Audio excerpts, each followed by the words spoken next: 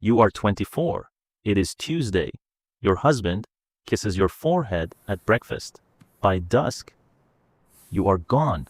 One signature, one carriage ride, one ferry across the East River. This is Blackwell's Island.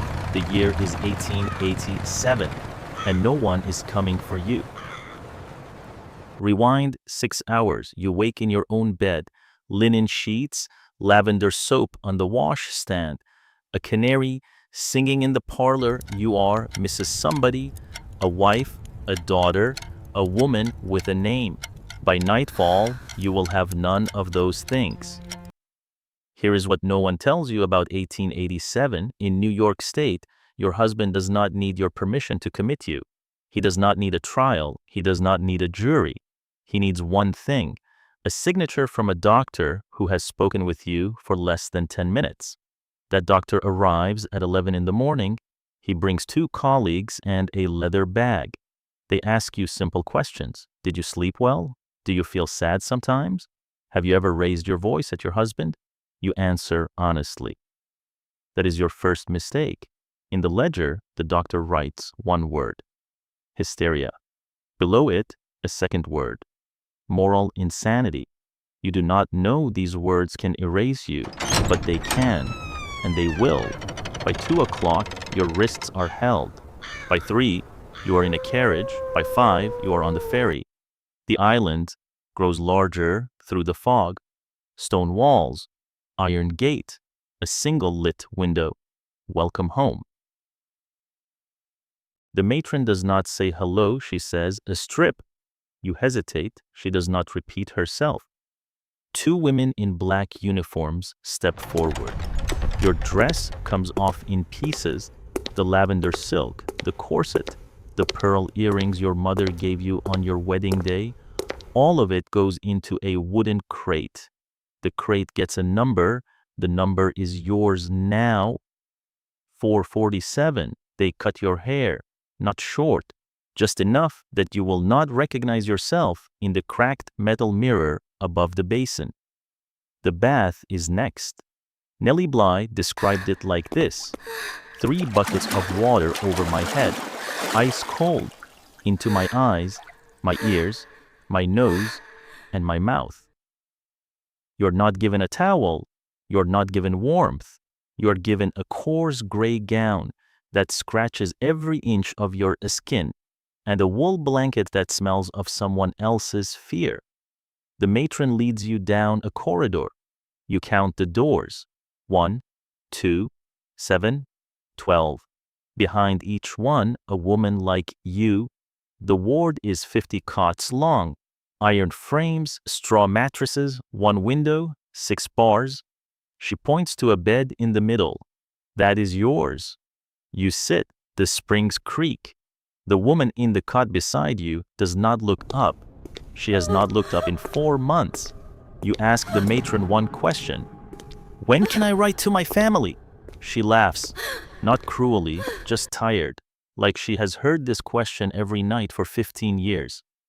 Sweetheart, she says, your family is the one who sent you.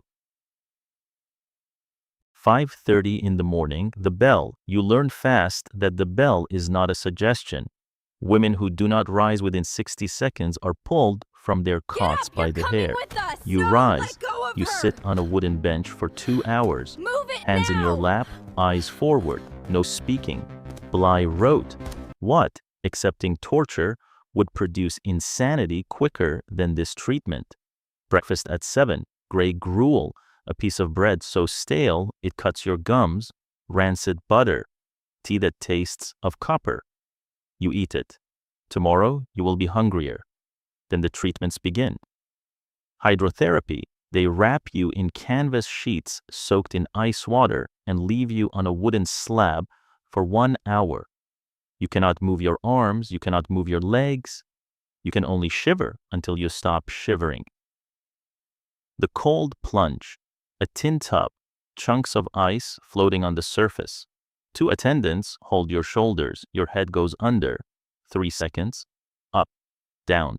3 more. This is called a cure. The rotating chair, a wooden seat with leather straps. They spin you fast. until you vomit, until you cannot stand, until your brain feels loose inside your skull. Dr. Benjamin Rush invented this device. He believed it would shake the madness out of you. It does not, but it shakes something else loose. The afternoons are worse than the mornings. Because nothing happens. You sit in the day room, 20 chairs facing a wall, no books, no needles, no conversation, no clocks, just the sound of one woman crying, always the same woman, always the same hour.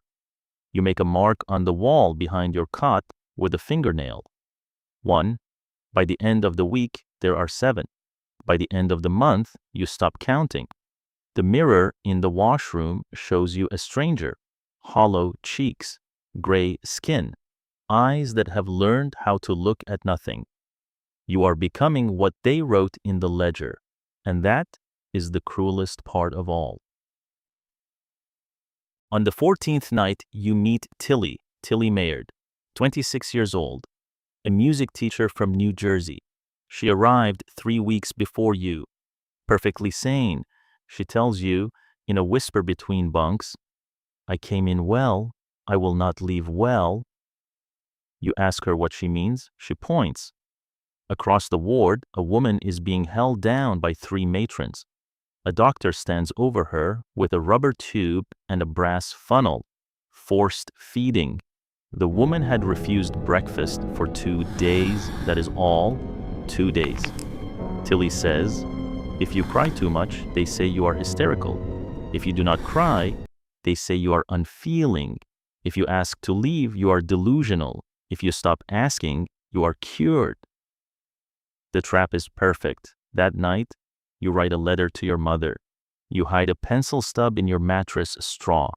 You fold the paper 4 times. You give it to a kind matron who promises to mail it. She does not mail it. She gives it to the head doctor. In the morning, you are taken to solitary. The cell is 6 feet by 6 feet. 1 barred window, 1 straw mat, no light after sundown. 3 days. When you come out, you do not speak for a week. Tilly is gone from her cot. No one will tell you where.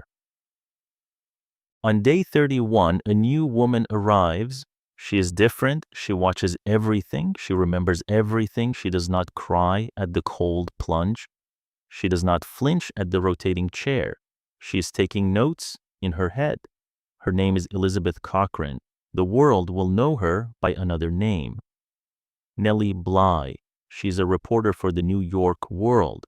She had herself committed on purpose. 10 days.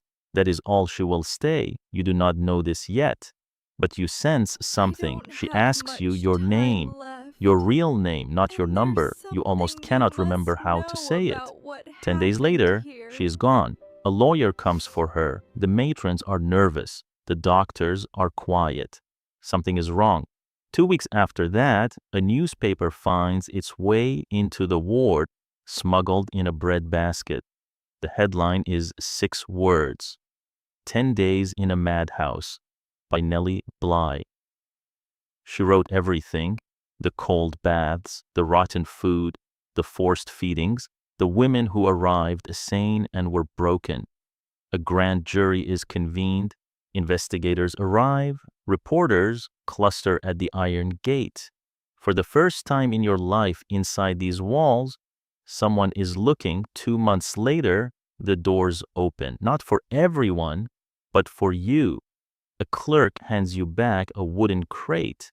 Inside, a lavender dress, a corset, pearl earrings. They no longer fit the woman you have become. You walk out through the iron gate at sunrise. The ferry takes you back across the East River. Manhattan looks the same. Same horses, same gas lamps, same men in dark suits. But you are not the same. Your husband does not greet you at the door. He has filed for divorce. The grounds? Mental defect. The papers are already signed. You are free, and you are erased. Nellie Bly's book sells out 3 printings. The state of New York increases asylum funding by $1 million. Reforms are passed. But Tilly Mayard? No record of her release. No record of her death. No grave with her name on it. She simply stops appearing in the ledgers. This is Blackwell's Island, 1887. And somewhere, in a quiet parlor, a husband is signing another paper. If you survived this story, tell me below. Would you have stayed silent, or would you have tried to speak? This is DREAD POV.